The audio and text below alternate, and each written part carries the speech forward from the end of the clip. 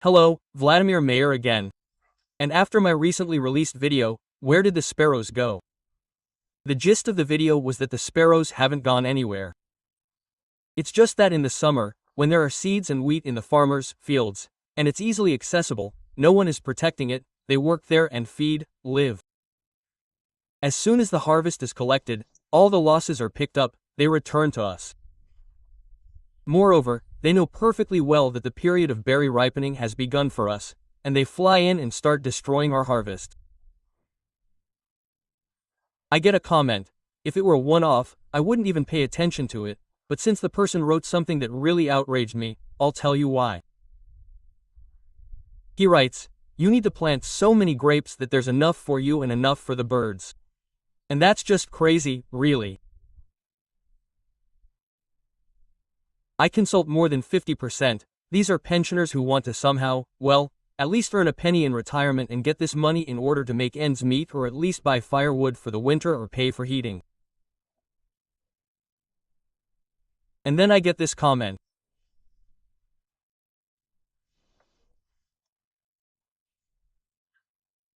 Imagine when Grandpa and Grandma protected their grapes from spring frost, protected their grapes from diseases, they bought drugs, fungicides, protection, bought fertilizer, going out to their plot every day, picking, tying, feeding, they did all this procedure.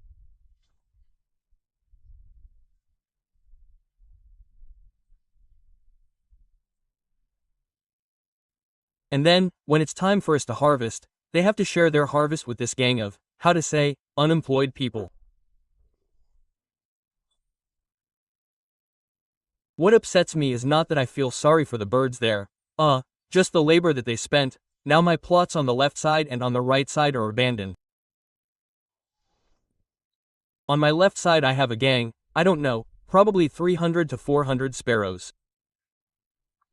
They just returned, and literally in one flight, in 1 hour they can destroy 200 to 300 kilograms of the harvest. Moreover, they peck out the berries so that you can't even cut them out later. They peck all the berries in a row. I need to choose a couple of berries, eat my fill and fly away. I have experience in this. I have a golbano bush, you all know very well. My golbano bush is 50 meters long. Accordingly, it is impossible to cover it with something, wrap it up in a net, like I did here. And so in one day they destroyed more than 200 kilograms of the harvest.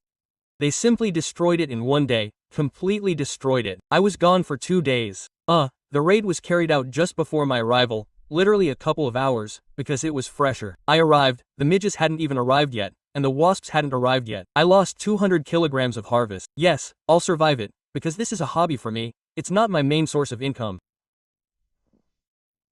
But imagine, I'm going back to these grandparents, who worked all season, protected their harvest all season, invested money in it, invested effort, and, in the end, they have to give the harvest to the birds.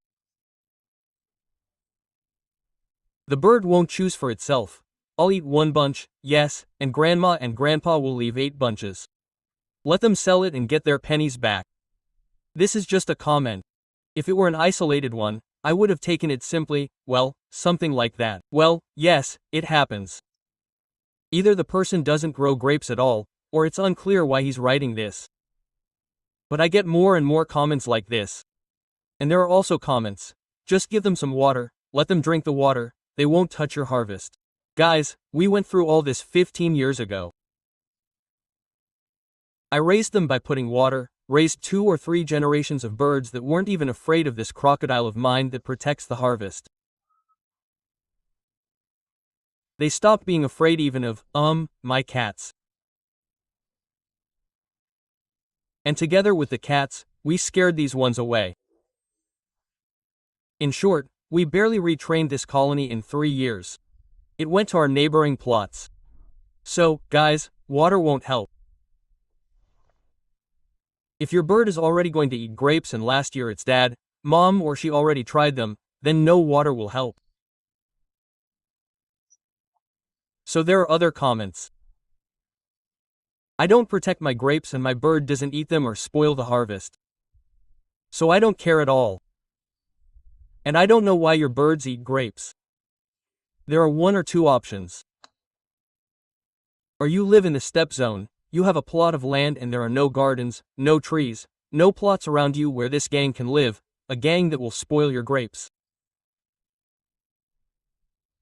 Or, on the contrary, you live in a dense urban development, where they simply do not have the opportunity to live anywhere or they live in a neighboring plot.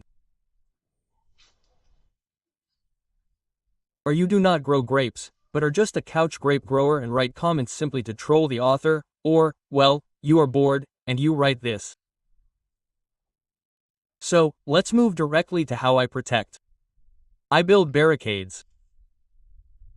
Well, that is, I cannot allow the moment when I have a harvest that I grew, on which, roughly speaking, like this year, there is no harvest at all, because everything froze. Look, even in the yard I have a net hanging. Here's the net on this side. An ordinary fishing net that does not allow sparrows to get to my bunches. On the other side, where I can't hang a net or, let's say, I wouldn't like to hang a net, I hang, look, a shading net. I make a barrier and when I see it, the sparrows fly away at a height where I am. I can't protect them with a net or a shading net. I use bags. Look, I've already removed some of the bags. I'm going to harvest. I kicked Petya out of here. He went to the barn. And now he'll interfere with filming the video from the barn. Like this. So, look. That is, here a sparrow, having flown past the net, having flown past the protection, flies here, and here a bag is waiting for him. Protection. Here I've already removed the bags. I'm going to harvest now. This is Baikonur. This is what survived. So this is really not some kind of comment, but some kind of horror.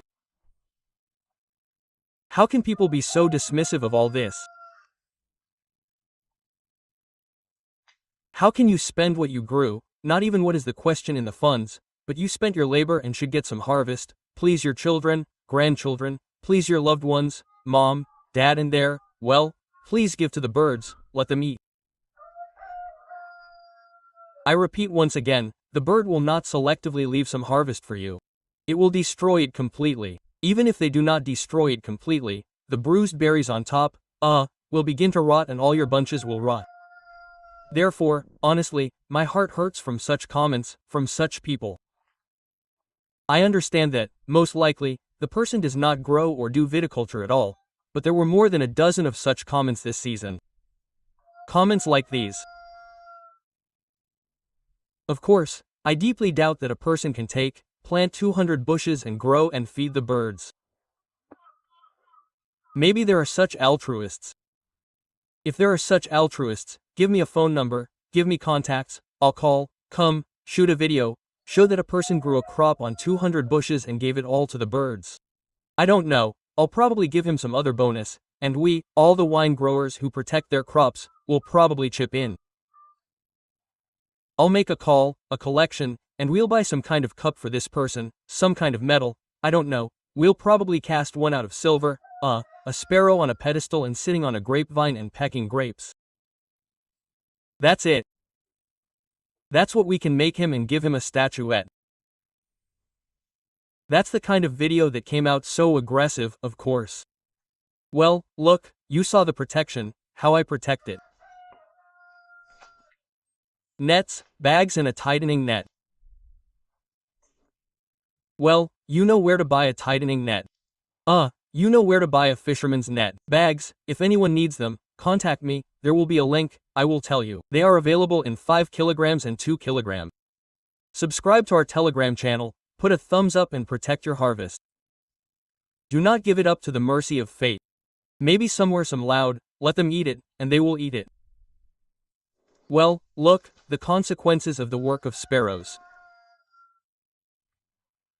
That is, here is protection, there is protection, but here, where there is no protection, the sparrows have already spent their strength and eaten the bunch. That's it, good harvests to everyone. Bye, M.